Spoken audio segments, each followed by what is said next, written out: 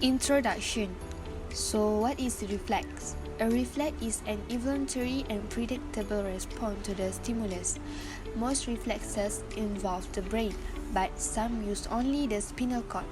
It is a negative feedback circuit that is comprised of the three main components. So, what are they? For the three main components are a sensory component or afferent neuron, second, integrating center or interneuron, and third is the efferent portion or motor neuron.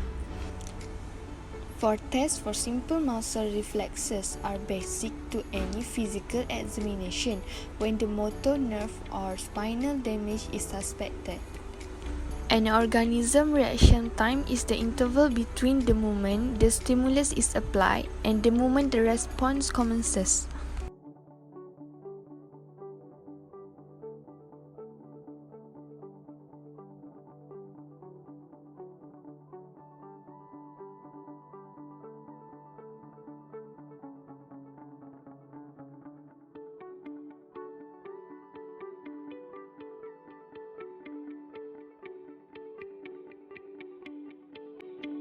Swallow the saliva in your mouth cavity and immediately afterward try to swallow again.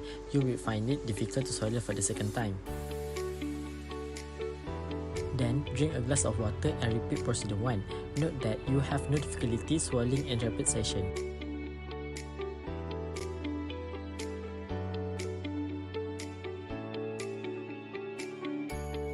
For the discussion in this experiment, the swallowing reflex is done by the need to swallow saliva twice at once, before and after drinking the water. Before drinking, swallowing the saliva twice at once was difficult since saliva acts as a stimulant in the mouth cavity. It is easier to swallow saliva while drinking water because water serves as a stimulus to replace saliva in our mouth cavity and stimulate the esophageal muscle to swallow. Besides, the reason we feel it's difficult to swallow for the second time is that our body is undergoing peristalsis in the esophagus to move water down from the throat to our stomach. The muscle in the esophagus need to relax before the next peristalsis could occur. This is also known as the voluntary reflex, which is followed by the involuntary reflex. The precaution step in this experiment, we need to swallow the saliva immediately after one swallowing and avoid drinking before the experiments to make sure the experiment of swallowing reflex works efficiently.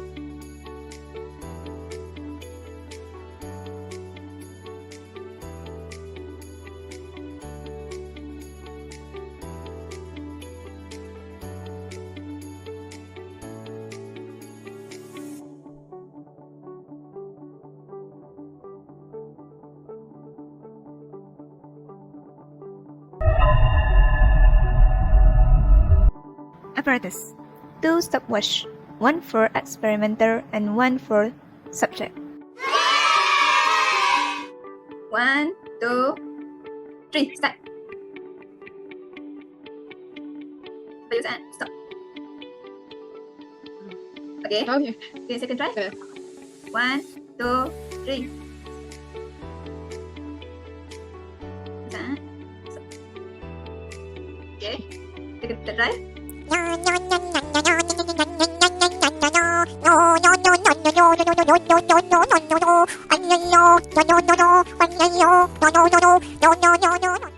A few moments later. Here is the result on second experiment of reaction time to psych, the time lapses between experimenter and subject's action. Based on the result, we got the longest time lapse of 0.7 seconds on first trial, and the fastest time lapse is on sixth trial of 0.32 seconds, followed by Stein and 10th trial of 0.34 seconds. After all 10 trials have been done, we got the average reaction time of subject to site equal to 0.457 seconds. What? The answer is yes. Based on the result we've recorded, we can conclude that the more practices have been done, lower the time lapse between the experimenter and her subject. It shows that the subject improves as she practices more and more. Last but not least, practice makes perfect. Further discussion from experiment 6.2, its purpose is to know the alertness of the subject on the experimenter's action and also the response of the subject to stop the stopwatch as soon as the experimenter stops. The time lapse between both experimenter and subject is being recorded in the table. From the result obtained, we can say that the time lapse between both of them have decreased as the trial increased. For instance, in trial 1, the time lapse taken is 0.70 seconds. Meanwhile, in the last trials, which is 10 trials, it only takes 0.34 seconds. The neurons of the subject already keep the information of the pace of the experimenter. The motor neuron takes the information from the interneuron and sends it to the effectors, which activate a response. So, the reflex of the subject's hand will quickly stop the stopwatch when the information reaches.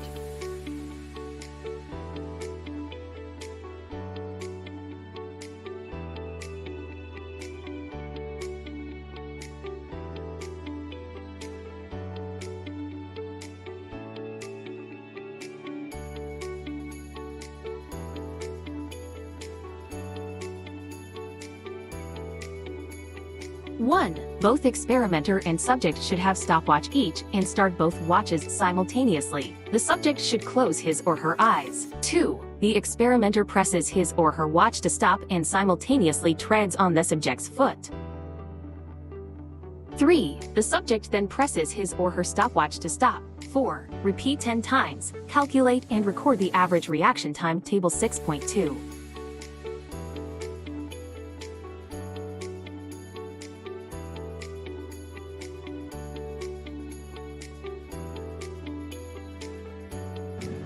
Based on the reaction time to the touch experiment, it can be observed that it took 0.18 seconds on average for the subject to show response to the tap on the foot.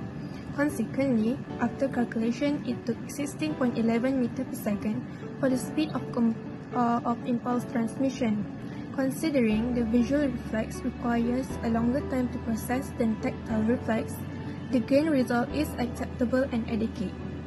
A tactile stimulus is faster because all the sensors in the human body enables the individual to react faster than when a stimulus is triggered compared to visual, which require more processing done by the brain. The precaution step that needs to be taken throughout the 6.3 experiment is to avoid conducting the test in a tired state. This step is to prevent the muscle abilities to decrease. Secondly, the experimenter and the subject should not be too far from each other.